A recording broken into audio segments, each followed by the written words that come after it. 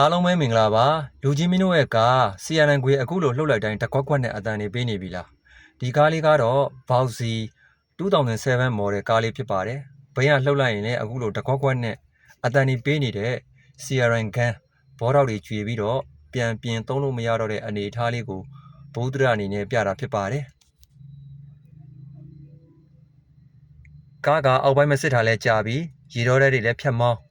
ကြာလာတဲ့အခါမှာဂန်းကပြန်ပြင်သုံးလို့မရတော့တဲ့အနေအထားတွေဖြစ်ကုန်ပါတယ်ခင်ဗျာအဲ့တော့မမီပြုတ်လို့နေကြဆိုင်မှာအောက်ပိုင်းလေးတွေလည်းစစ်ဂန်းလည်းပြင်လို့ရရင်အချိန်မီခါမီပြုတ်ပြင်ထားသင့်ပါတယ်ခင်ဗျာ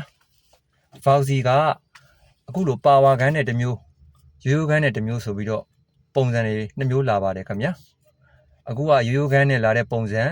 ဂန်းပြန်ပြင်သုံးလို့မရတော့တဲ့တော်တော်ဆိုးဆိုးဝါးအနေအထားလေးကိုကျွန်တော်ဘုဒ္ဓရအနေနဲ့ပြတာဖြစ်ပါတယ်ကားနဲ့ပတ်သက်တဲ့